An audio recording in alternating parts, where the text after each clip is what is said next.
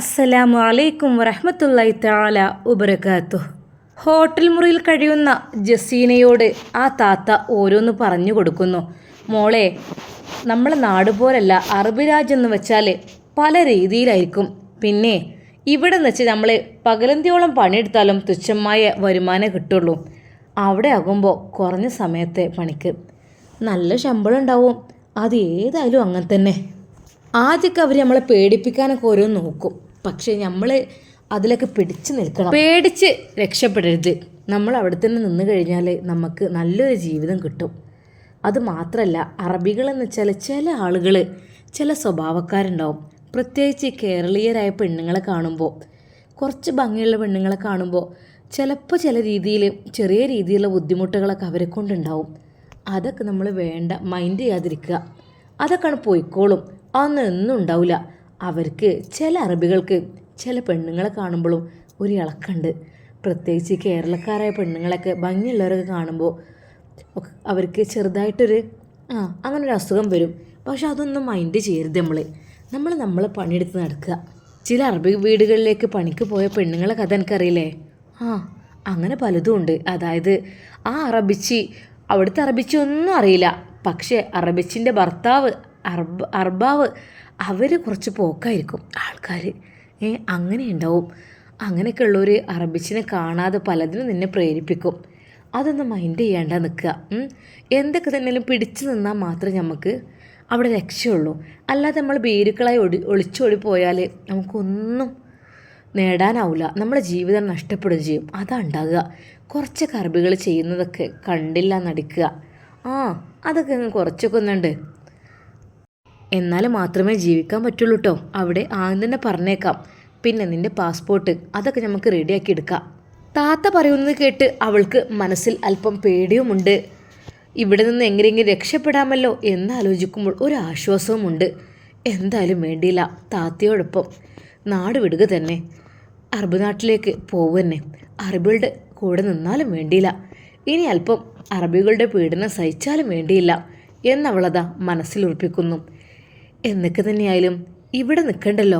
ഇവിടെ നിന്ന് കഴിഞ്ഞാൽ ഉറപ്പാണ് രാജേഷ് എന്നെ വെച്ചേക്കില്ല. അത് മറ്റൊരാൾക്ക് എന്നെ കാഴ്ചവെക്കാൻ തന്നെയായിരിക്കും. അതുകൊണ്ട് ജീവിതം മടുത്തു. എനിക്കിവിടെയുള്ള എന്തെങ്കിലുമൊക്കെ നേടണം. എന്തെങ്കിലുമൊക്കെ നേടിയുണ്ടായിട്ട് വീട്ടിലേക്ക് തിരിച്ചു വരണം.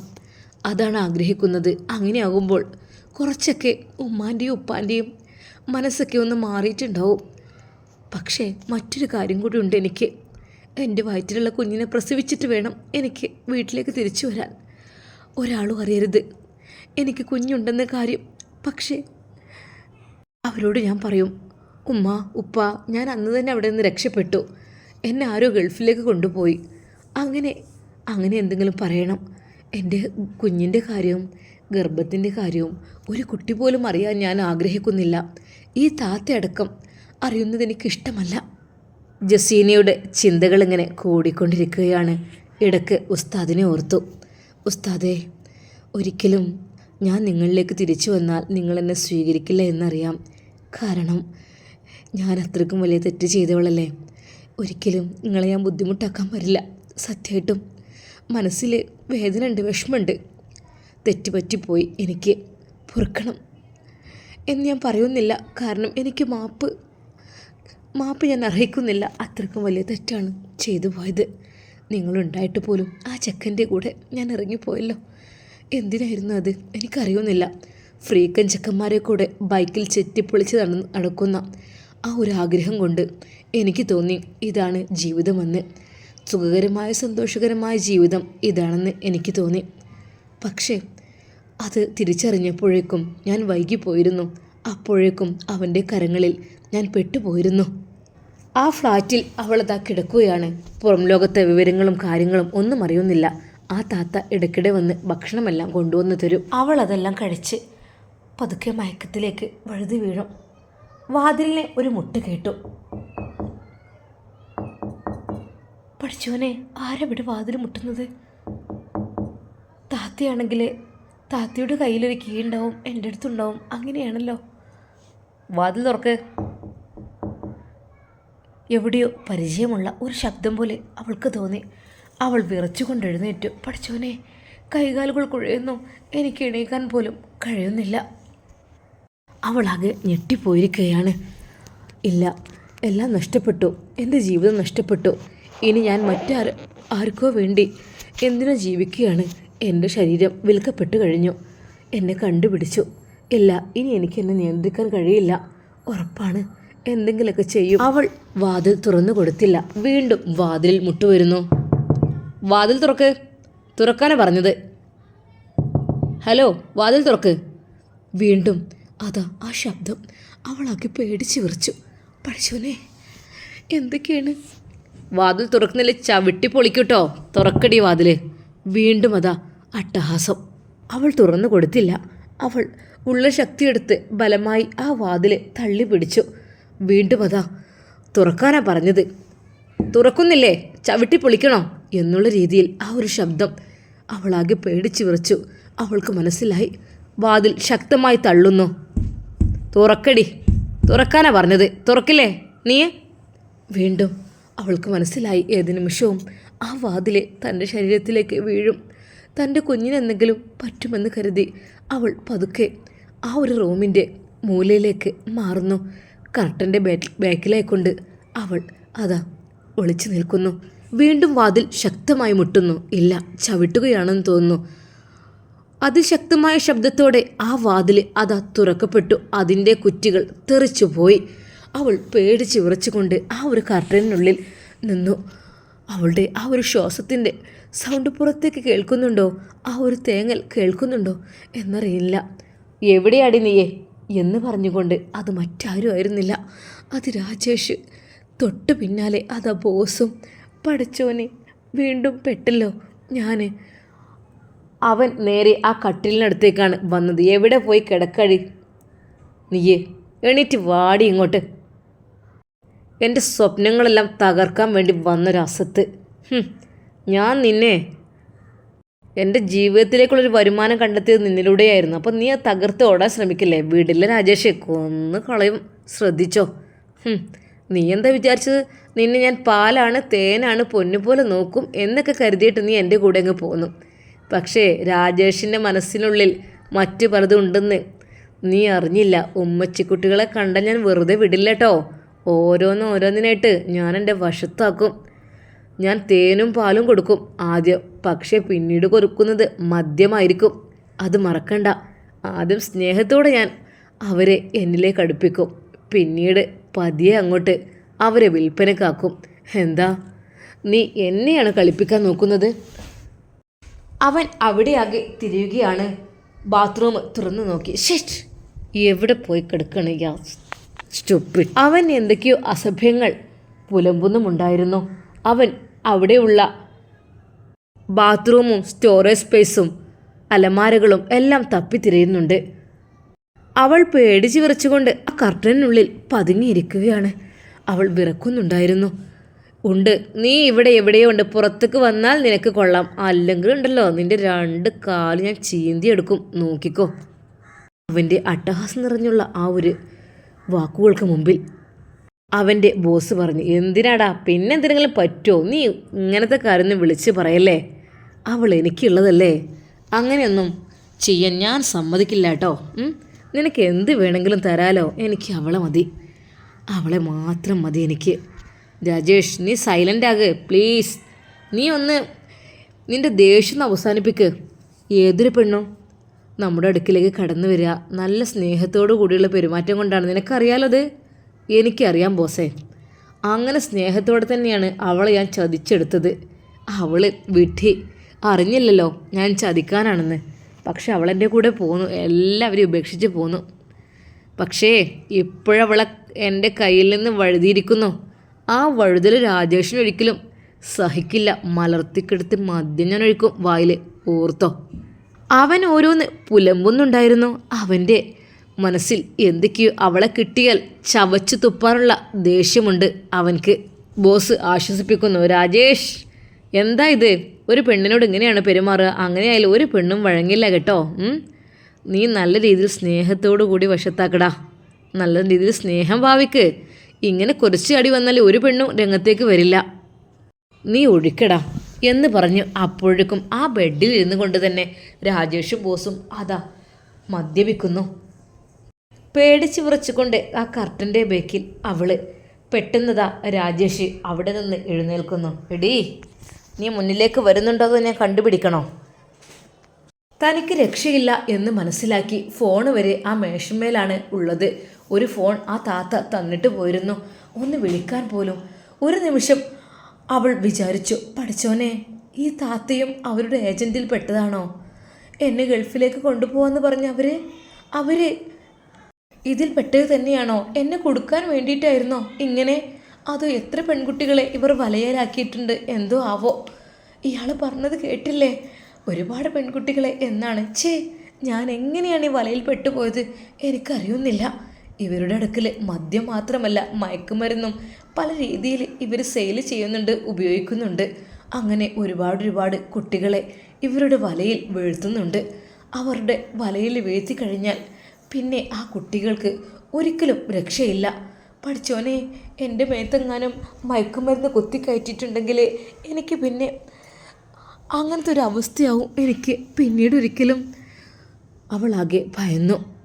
അവർ ചിരിച്ചുകൊണ്ട് അതാ മദ്യപിച്ച് ഓരോന്ന് പറയുകയാണ്. അവളെ എങ്ങാനും എൻ്റെ കയ്യിൽ കിട്ടിയാലേ എൻ്റെ ബോസിന് അവളെ കാഴ്ച വെക്കുക മാത്രമല്ല, അവൾക്ക് ഇഷ്ടമുള്ളത് എന്തും ബോസ് ചെയ്ത് കൊടുക്കൂലേ? രാജേഷ്, മദ്യം തലയിൽ കയറിയിട്ടുണ്ട്, അനാവശ്യം വിളിച്ച് പറയരുതിട്ടോ. അവളെ ഞാൻ പറഞ്ഞല്ലോ, എൻ്റെ കൈകളിലെത്തിയാൽ അവൾക്ക് വേണ്ടതെല്ലാം ഞാൻ കൊടുക്കുമെന്ന്. പിന്നെന്താ നീ ഇങ്ങനെ പുലമ്പുന്നത്? കള്ളു കുടിച്ചാലേ വയറ്റി കിടക്കണം, അല്ലാതെ ഇത് ഓരോന്ന് വിളിച്ചു പറയല്ല. ബോസ് മാന്യമായാണ് സംസാരിക്കുന്നത്. അയാൾ മദ്യപിക്കുന്നുണ്ട് എങ്കിലും രാജേഷിനെ പോലെ ക്രൂരനാകുന്നില്ല. ബോസേ, അവളെ ഞാൻ നിങ്ങൾക്ക് തന്നിട്ട് ഞാൻ മരിക്കുള്ളൂ. അത് കഴിഞ്ഞ് മരിച്ചാൽ എനിക്ക് വേണ്ടില്ല. വാക്ക് പാലിക്കാതിരുന്നാലേ രാജേഷ് അല്ലാതാകും, ഓർത്തോ.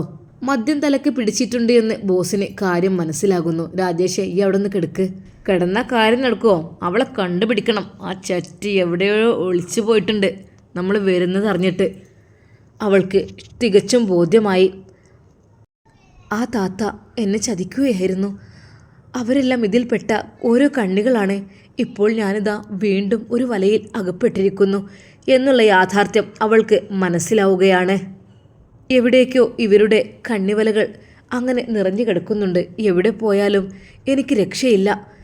ആ വല്യമ്മയുടെ വീട്ടിൽ നിന്ന് പോരേണ്ടില്ലായിരുന്നു. സുഖത്തോടെ സന്തോഷത്തോടെ അവിടെ ജീവിക്കുകയായിരുന്നു. പക്ഷേ ഹോസ്പിറ്റലിൽ പോവാന്ന് പറഞ്ഞപ്പോൾ ഞാൻ അവിടെ നിന്ന് രക്ഷപ്പെട്ടു.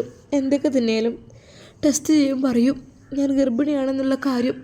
പിന്നെ പിതാവിനെ ചോദിക്കും, ഈ കുട്ടിയുടെ പിതാവാരെന്ന് ചോദിച്ചാൽ ഞാൻ എന്തുത്തരം പറയും? ഞാൻ എന്ത് പറയും? എനിക്കൊന്നും പറയാനില്ല. ഒരു അമുസ്ലിമായ യുവാവാണ് ഈ കുഞ്ഞിൻ്റെ അച്ഛനെന്ന് പറഞ്ഞാൽ, അല്ലെങ്കിൽ ഈ കുഞ്ഞിൻ്റെ പിതാവെന്ന് പറഞ്ഞാൽ ആർക്കെങ്കിലും എന്നെ ഇഷ്ടമുണ്ടാവോ? സമൂഹം എന്നെ വെറുക്കും, അതുറപ്പാണ്. അയ്യേ, എന്തു ചെങ്ങായിൻ്റെ കുട്ടീനെ പ്രസവിച്ച മുസ്ലിം പെണ്ണ്, അതൊക്കെ പാടുണ്ടോ? ഹറാം പറപ്പ്, ഹറാം പറന്നോള് എന്നൊക്കെ പറഞ്ഞ് സമൂഹം എന്നെ ഒറ്റപ്പെടുത്തും. എൻ്റെ കുഞ്ഞും അത് അനാഥമാകും. അല്ലെങ്കിലും എന്തിനായിരുന്നു എന്ന് ഞാൻ തോന്നിപ്പോവുകയാണ്. പക്ഷേ ആ കുഞ്ഞിൻ്റെ ഒരു തുടിപ്പ് എൻ്റെ മനസ്സിൽ, എൻ്റെ ഹൃദയം, അതുണ്ടാകുമ്പോൾ വല്ലാത്തൊരു സന്തോഷമാണ് എൻ്റെ ഹൃദയത്തിന്. അതുമാത്രമേ സ്വന്തമായി എന്ന് പറയാൻ എനിക്കുള്ളൂ. ബാക്കിയെല്ലാവരും എന്നെ വെറുത്തു കഴിഞ്ഞു.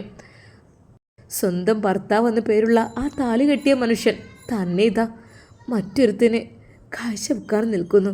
അയ്യേ, എന്തൊരു നീചമായ പ്രവൃത്തി! ഇങ്ങനെയുള്ള ആളാവുമായിരുന്നെങ്കിൽ ഒരിക്കലും. അവളാകെ പേടിച്ചു വിറച്ചു. അവരെങ്ങനെ മദ്യപിക്കുന്നുണ്ട്, അതിനിടയിൽ ഓരോന്ന് വിളിച്ചു പറയുന്നുണ്ട്. ആ വാതിലിൻ്റെ കൊറ്റിയിളകി തെറിച്ചത്. അത്രമാത്രം ശക്തിയിലാണല്ലോ അവരത് ചവിട്ടി പൊളിച്ചത്. എന്നാൽ രാജേഷ് അതാ വീണ്ടും കട്ടിലിൻ്റെ ചുവട്ടിലും ആ ഒരു കബോർഡിൻ്റെ ബാക്കിലും എല്ലാ സ്ഥലത്തും ബാത്റൂമിലും ഒക്കെ തിരയുന്നു. അവളിവിടെ ഉണ്ടെന്ന് പറഞ്ഞാൽ എനിക്കറിയാം. അവസാനമായി അവനതാ ആ ഭാഗത്തേക്ക് എത്തുന്നു. ഓരോ കർട്ടനുകളും വലിയ വലിയ ജനലുകളും ഗ്രില്ലുകളുമാണ് ആ ഒരു ഫ്ലാറ്റിൻ്റെ ആ ഒരു ഹാളിന് ഉള്ളത്. അതിൻ്റെ ഓരോ കർട്ടനുകളും അതിൻ്റെ ബേക്ക് മുഴുവൻ അവൻ തപ്പിത്തുടങ്ങുന്നു. അവൾക്ക് രക്ഷയില്ലെന്ന് മനസ്സിലായി. അതാ ബെഡ്റൂമിൻ്റെ 4ാമത്തെ ജനലിലേക്കും അവൻ എത്തുകയാണ്. എൻ്റെ റബ്ബേ റബ്ബേ.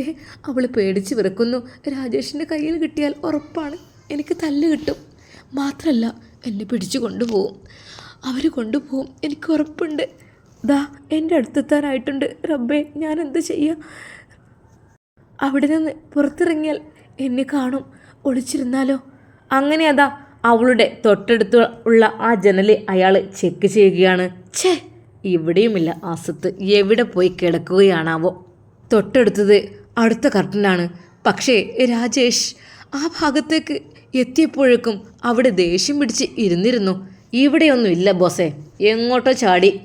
ജനൽ വഴി അപ്പുറത്തേക്ക് അങ്ങനെ ചാടിയാവോ? നാശം പിടിച്ച സാധനം. എൻ്റെ ജീവിതത്തിൽ കണ്ട സ്വപ്നങ്ങളെല്ലാം തകർത്തെറിയാൻ ഒരു യക്ഷി വന്നതാണ് അവൾ. ഒരിക്കലും അവളെ വെറുതെ ഞാൻ വിടില്ല. എവിടെ കണ്ടാലും കൊന്ന് ഞാൻ കളയും. അത് ഇഞ്ചിഞ്ചായി മരിക്കണം അവൾ. അവൾ വിറച്ച് വിറച്ച് ആകെ കുഴങ്ങിയിരുന്നു. തൊട്ടടുത്തുള്ള ആ ജനലിൻ്റെ അടുക്കലേക്ക് അവൻ എത്തിയപ്പോഴേക്കും അവനവിടെ ഇരിക്കുകയാണ് ചെയ്തത്. എന്താണെന്നറിയില്ല. അവൾ ശ്വാസമടക്കി പിടിച്ചുകൊണ്ട് മിണ്ടാതെ നിന്നു. ഏത് നിമിഷവും ഇതാ രാജേഷ് ഇങ്ങോട്ട് തിരിയും. അവൻ ആ കർട്ടൻ നീക്കും. അതിനുള്ളിൽ എന്നെ കാണും.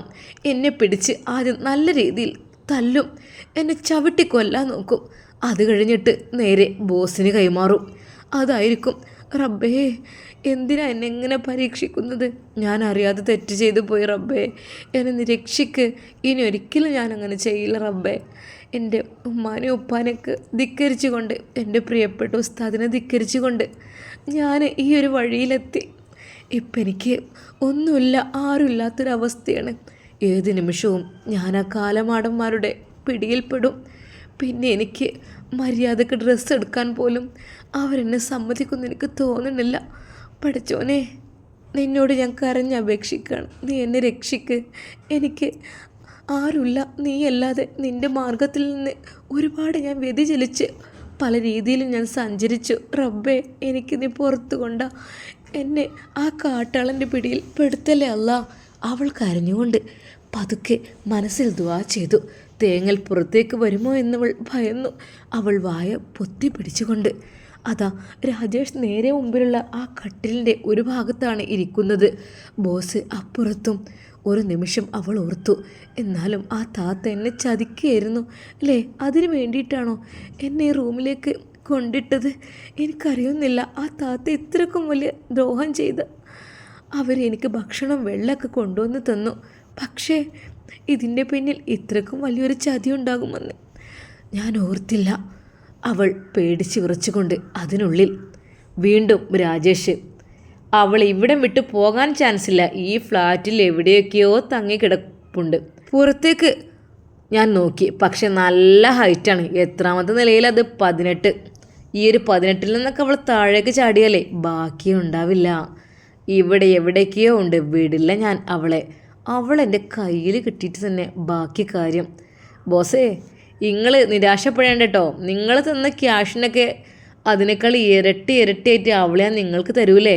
പിന്നെന്താ ബോസേ, പിന്നൊരു കാര്യം, അവളെ സ്ഥിരമായി നിങ്ങൾക്ക് ഞാൻ തരില്ല കേട്ടോ. എപ്പോഴൊക്കെ നിങ്ങൾ എനിക്ക് ക്യാഷ് കൂട്ടിത്തരുന്നേ ആ സമയത്തൊക്കെ അവളെ ഞാൻ നിങ്ങൾക്ക് അങ്ങനെ തരും, തിരിച്ചെടുക്കും. അല്ലാതെ സ്വന്തമായിട്ട് അങ്ങനെ എടുക്കാനേ അത് കോടികൾ വേണ്ടി വരും ബോസേ. എന്തായാലും വേണ്ടില്ല, എനിക്ക് അവളെ ഒന്ന് മതി. ബോസിൻ്റെ ആ ഒരു ചിന്താഗതി. ബോസേ, നമുക്കുള്ള കമ്മീഷൻ പോന്നോട്ടെ. എന്തൊക്കെ തന്നെയല്ല അവളെ ഞാൻ ഓടിച്ചിട്ട് പിടിച്ചിട്ടതാ ബോസിൻ്റെ കാൽക്കൽ കൊണ്ടുവന്ന് തരും. കാല് നക്കിപ്പിക്കും അവളെ കൊണ്ട് ഞാൻ. എന്താ പറ്റൂലേ? എന്തിനാടാ അങ്ങനെയൊന്നും പെണ്ണുങ്ങളെ കൊണ്ട് ചെയ്യിപ്പിക്കാൻ പാടില്ല. എന്ത് ചെറ്റത്തിൽ അവളെ കൊണ്ട് ഞാൻ ചെയ്യിപ്പിക്കും. അവൾ ചെയ്ത ചെറ്റത്തരത്തിന് ഇതിനേക്കാളും വലിയ ശിക്ഷ വേറെയില്ല. നോക്കിക്കോ ബോസേ, ഏതാനും നിമിഷങ്ങൾക്കകം അവളെ ഞാൻ കൈയോടെ പിടിച്ച് നിങ്ങളുടെ കൈകളിൽ ഏൽപ്പിച്ചിരിക്കും. ഉറപ്പ്, രാജേഷാണ് ഇത് പറയുന്നത് എന്ന് പറഞ്ഞുകൊണ്ട് അവൻ വീണ്ടും അതാ ആ റൂം ആകെ അരിച്ചു പിറക്കുകയാണ്.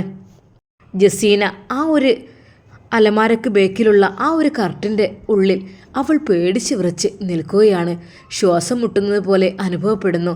എന്തൊക്കെയോ അസ്വസ്ഥത അനുഭവപ്പെടുന്നുണ്ട്. പക്ഷേ അവൻ അവിടെയാകെ തിരയുകയാണ്. ഏത് നിമിഷവും തന്നെ പിടിക്കപ്പെടും എന്നവൾക്ക് ഉറപ്പാവുകയാണ്. അവൾ ഒരിക്കൽ കൂടി അള്ളാഹുവിനോട് ഹൃദയം പൊട്ടി ദുആ ചെയ്തു, റബ്ബേ കൈവിടല്ല അല്ലാ, എനിക്ക് വയ്യ. അവൻ്റെ കൂടെ ജീവിക്കാൻ, മറ്റൊരാൾക്ക് കാഴ്ച വസ്തുവായി നിൽക്കാൻ എനിക്ക് കഴിയില്ലല്ലോ. അവൾ ഹൃദയം പൊട്ടി ദുആ ചെയ്തു. തൊട്ടടുത്തായിട്ട് അതാ രാജേഷ്. അവൻ നേരെ വരുന്നത് തൻ്റെ അരികിലേക്കാണെന്ന് അവൾക്ക് തോന്നിപ്പോയി. അവൾ ഒരു നിമിഷം കണ്ണ് അടക്കി പിടിച്ചു. റബ്ബേ, അവൾ നിലവിളിച്ചു. ഇൻഷാ അല്ലാ നമുക്കിതിൻ്റെ ബാക്കി ഭാഗം നാളെ കാണാം. അതുവരേക്കും എല്ലാവർക്കും അസ്സലാമു അലൈക്കും വറഹ്മത്തുള്ളാഹി തആല വബറകാതുഹു.